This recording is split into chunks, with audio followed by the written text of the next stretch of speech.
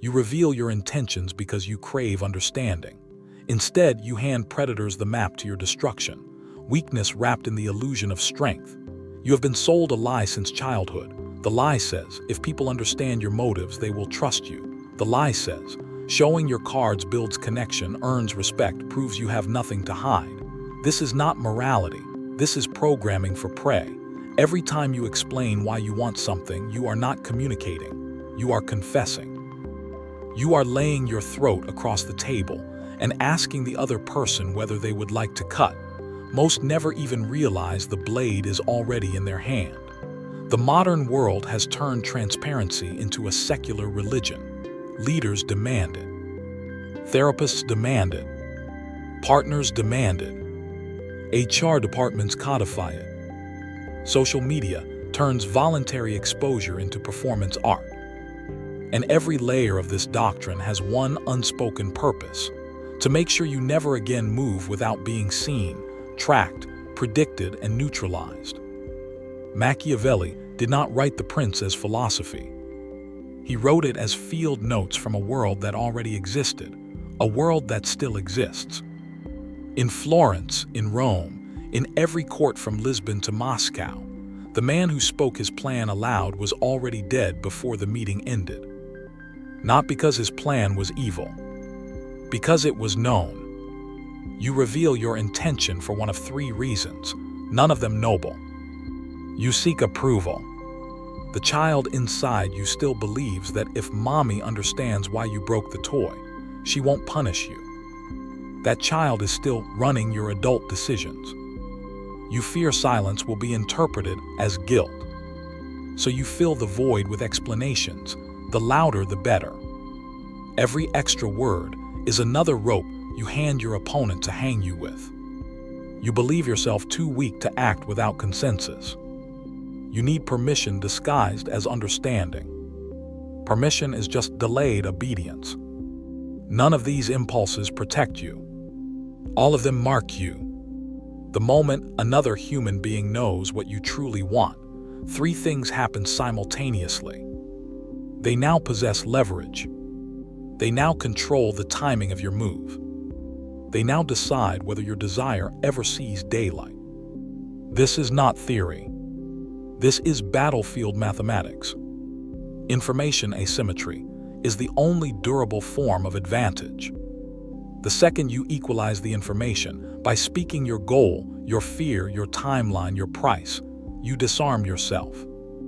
Voluntarily, eagerly, proudly, look at every man you envy. The quiet one in the room who never volunteers his strategy. The investor who lets others talk first. The negotiator whose face reveals nothing until the contract is signed. They are not mysterious for aesthetic reasons. They are sovereign because they refuse to be read. You are readable. Right now, every sentence you have ever uttered to justify yourself has trained the world to map your inner terrain. And maps are weapons. This chapter exists to burn that map. Not gently, not gradually, immediately. From this moment forward, understand one irreversible truth. Openness is not a virtue. It is surrender wearing virtuous clothing. The moment you feel the urge to explain your why, recognize it for what it is, the animal instinct of submission dressed up as maturity. Kill that instinct, or it will kill every position of power you ever reach. The instant you speak your intention, something irreversible occurs inside the other person's mind. It is not sympathy. It is not understanding. It is classification. You have just moved yourself in their neurology from the category of unknown variable to predictable object. Objects can be maneuvered. Variables must be respected. This is not metaphor. This is how primate threat assessment circuits actually function. When a rival animal exposes its flank, belly, or next move, the observer's amygdala does not register trust. It registers opportunity. Your voluntary disclosure triggers the exact same low-level predatory calculus in modern humans wearing suits, sitting across conference tables, or lying beside you in bed. The mechanism operates in 3 stacked layers.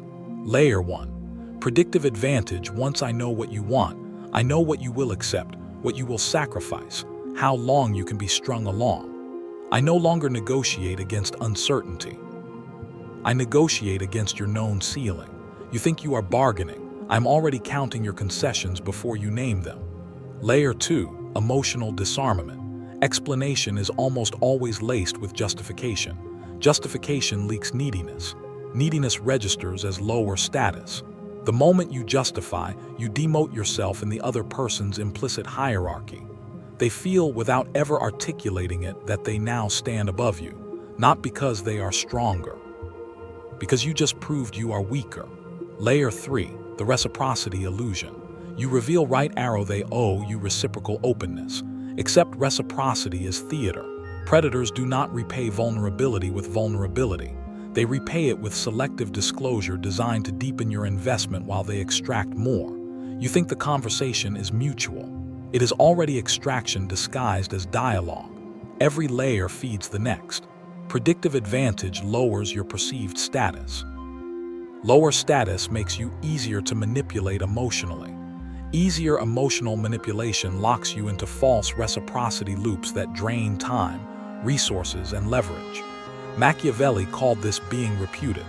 To be reputed is to be known, and to be known is to be finished. The prince who lets courtiers understand his true aim becomes their puppet within weeks. The general who announces his strategy becomes the enemy's rehearsal dummy. The husband who explains every resentment becomes the wife's permanent alibi factory. You do this to yourself daily. You say, "I'm telling you this because I value honesty." Translation: I am terrified of being seen as dishonest, therefore I will pay any price to avoid that label, including handing you the keys to my decisions.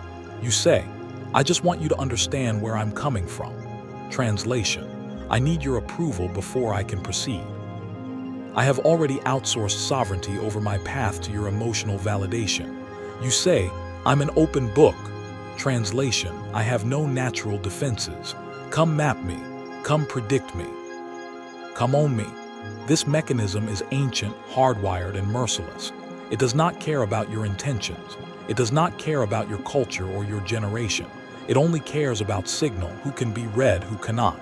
The trap closes the second you feel the itch to clarify yourself. That itch is not maturity. It is the nervous system begging for safety through submission. Silence is not rudeness. Silence is sovereignty. Explanation is not connection. Explanation is abdication. From this point forward, treat every urge to reveal intent as a physiological alarm. Your biology is trying to trade long-term power for short-term comfort. Do not answer the alarm. Starve it. There are only 2 permanent human archetypes in the domain of power. You are already one of them. The question is whether you will remain the wrong one. The revealer, he must be seen. He must be understood. He must be validated before he can act. His psychology is built on exposure. Every plan, every grievance, every ambition must be verbalized or it feels unreal to him. He speaks to exist. He explains to survive. This is not confidence. This is existential panic wearing the mask of openness. The revealer believes that if no one acknowledges his inner world, it ceases to matter, so he broadcasts. Constantly, desperately. And every broadcast is a small suicide. The world does not punish him for being evil, it punishes him for being legible. Predators do not fear the revealer, they study him. They catalog his triggers, his timelines, his breaking points. They let him talk until he has no moves left that are still secret. Then they move. The concealer, he is never fully known, not because he is mysterious for show, because partial knowledge is the only safe distance he allows. He acts without preamble, he decides without committee. He leaves no trail of declared intentions for others to follow backward. His silence is not shyness. It is architecture. Every withheld word is a brick in an invisible fortress. Others project onto the blank space he provides, and their projections become weapons he can turn against them later. They assume motives that suit their fears or hopes. He never corrects them. Why would he? Correction is revelation. These are not personality types. They are survival strategies that have been hard-selected across millennia. The revealer dies young or lives small. The concealer inherits the room, the fortune, the woman, the throne, or at minimum, the ability to walk away intact. You recognize yourself in one immediately. If your stomach tightens at the thought of someone misunderstanding you, you are the revealer. If the idea of being truly misread by others feels like freedom rather than threat, you are already leaning toward the concealer. Or you were born that way and society spent decades trying to beat it out of you. Observe any high-stakes environment. Boardrooms. The man who speaks last usually owns the outcome. Court politics. The advisor who never declares loyalty survives regime changes. Intimate relationships. The partner who never fully explains their distance holds the emotional leverage indefinitely. The revealer complains about being misunderstood. Concealer engineers being misunderstood, because misunderstanding creates space, and space creates maneuverability. Machiavelli did not admire the concealer out of cynicism. He observed reality. In a world of constant predation, the organism that cannot be mapped cannot be captured. Transparency is camouflage failure. Concealment is camouflage perfected. You do not get to stay neutral between these archetypes. Indecision defaults to revealer. Every time you feel compelled to clarify yourself, just this once, you vote for prey status. Every time you let a false assumption about your motives stand uncorrected, you vote for predator status. There is no third path. There is no hybrid that survives contact. You are either the map others read or the shadow they cannot draw. Choose now, not philosophically, operationally. Because the next time you open your mouth to explain your why, you are not sharing truth. You are registering as prey. History does not forgive the man who speaks his plan. It executes him, quietly, efficiently, and usually by the very people he trusted enough to tell. Machiavelli watched it happen in real time. In 1512, the Florentine Republic collapsed. Piero Soderini, the Gonfalonier, had spent years explaining his every moderate intention to allies and enemies alike. He wanted peace, he wanted balance, he wanted everyone to understand his good faith. The Medici returned. They understood him perfectly and strangled the Republic in a single night. Soderini fled. His openness had given the Medici the exact calendar of his hesitations. Go back further. Alcibiades, Athens, golden boy general, brilliant and charismatic. He could not resist telling his dinner companions his grand vision for Sicily, for empire, for personal glory. The moment his ambitions were public knowledge, his enemies had the ammunition. Herms mutilated, profane parodies of mysteries. All pinned on him because everyone already knew what he wanted. He defected to Sparta, then Persia, then back, a brilliant man reduced to a pawn because he could not keep his mouth shut about tomorrow, forward to the 20th century. Leon Trotsky, in endless articles, speeches, letters, he explained exactly how he would reform the revolution if he ever returned to power. Stalin read every word, knew every faction Trotsky trusted, knew every criticism he planned to level. When the ice axe came in 1940, it was not random. It was the logical endpoint of years of voluntary exposure. Trotsky had mapped his own vulnerabilities for the man who would kill him. Corporate boardrooms repeat the same script. The ambitious VP who, transparently, shares his 5-year roadmap in every town hall. Colleagues smile, nod, then quietly build alliances to ensure that roadmap never sees execution. He is fired not for incompetence, for predictability. The board already knows his next 3 moves. They neutralize them before he makes them. Even in intimate betrayals, the pattern holds. The husband who explains every resentment, every unmet need, every fantasy in the name of honest communication. His wife now possesses a complete operational manual on how to hurt him most efficiently. When she leaves, or worse, stays and weaponizes the knowledge, he is shocked. He should not be. He handed her the targeting coordinates. These are not exceptions. They are the rule whenever one party makes himself legible. The transparent man does not lose because he is wrong. He loses because he is known. And to be known in a world of predators is to be scheduled for removal. Machiavelli's blunt assessment still stands. Men judge generally more by the eye than by the hand, for everyone can see and few can feel. You let them see. They never need to feel your strength. They only need to see your direction, then step sideways and watch you charge into emptiness. Every historical corpse of the overly open shares the same autopsy finding, cause of death, foreknowledge granted by the victim himself. You are not exempt because you live in softer times. The mechanisms are the same. Social media timestamps your ambitions, performance reviews log your stated goals. Casual conversations become discovery sessions for anyone paying attention. The threat is not hypothetical. It is precedent. Thousands of years of precedent. Ignore it and join the list. Or recognize that survival begins the moment you decide. No one ever again needs to know what you are about to do. You do not become unknowable by accident. You become unknowable through deliberate, repeatable discipline. This is not about being mysterious. It is about turning silence, timing, and misdirection into operational doctrine. The concealer operates on 4 interlocking rules.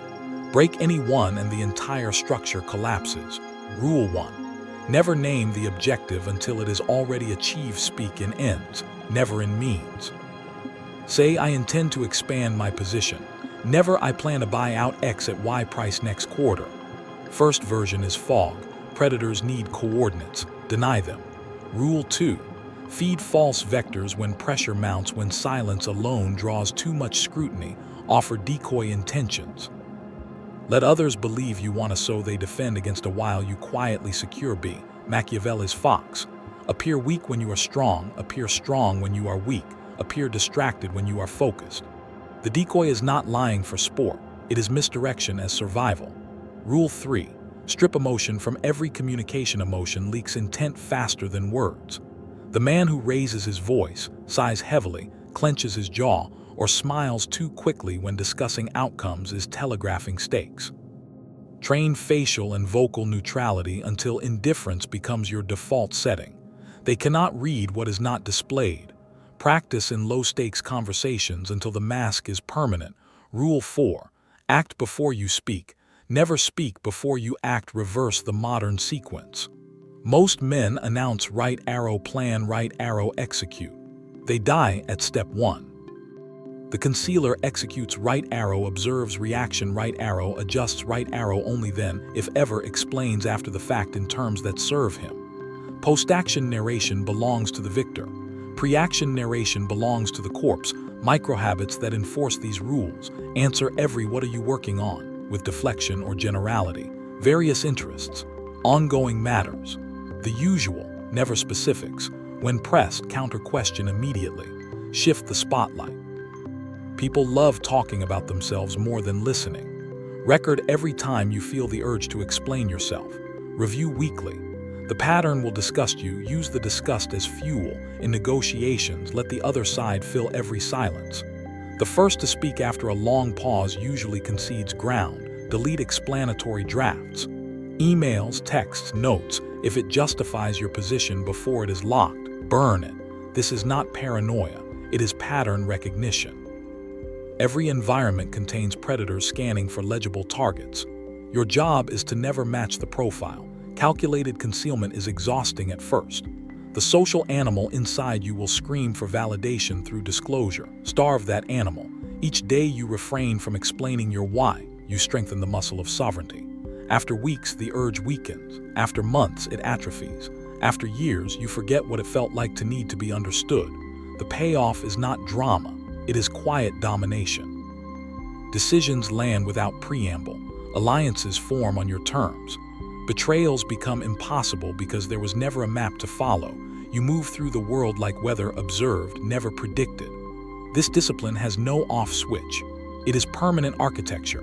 You either live behind the veil or you live as an open book on someone else's shelf. Start tonight. The next time the impulse rises to clarify yourself, feel the old programming try to fire, then let it die in silence. That single death is the beginning of real power. The man who needs to be understood must die, not metaphorically, literally. Inside your nervous system, inside your habits, inside the architecture of how you move through the world. This is execution day. No anesthesia, no eulogy, only replacement. That man, the one who feels incomplete until his motives are mirrored back to him in approval or comprehension, is a security liability wearing human skin. Every time he speaks his why, he registers a vulnerability ping on every predator's radar within range. He believes explanation is armor. It is not. It is a flashing neon sign. Here is where to strike. Survive what comes next, you must conduct a deliberate killing, target, the identity that equates visibility with value, weapon, repeated, ruthless refusal. Step 1. Identify the corpse to be. Watch yourself for 48 hours. Every impulse to justify a decision. Every preemptive explanation before asking for something. Every story you tell to give context. Every social media caption that feels like confession. Catalog them without mercy. These are not innocent habits. They are the dying gasps of prey identity trying to stay alive. Step 2. Strangle the reflex at the source. The moment the old urge surfaces, the throat-tightening need to clarify, to be seen as reasonable, to avoid the discomfort of being misread, name it internally. There he is. The dead man begging for one more breath. Then let the silence win. Do not negotiate. Do not soften the blow with just this once.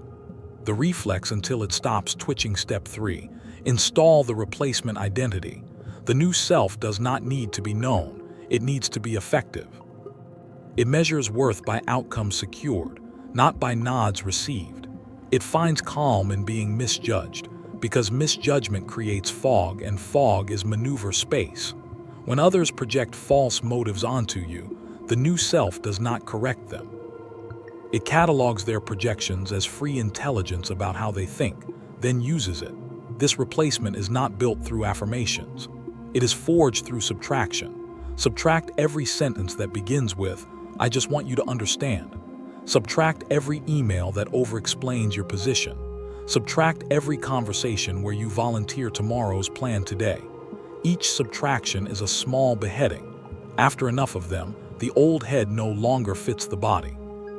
The death feels wrong at first, cold, lonely, unnatural. That is the point. The animal you are replacing evolved to seek the safety of the herd through signaling compliance and legibility. You are now selecting against that adaptation. You are choosing the predator ecology over the prey one.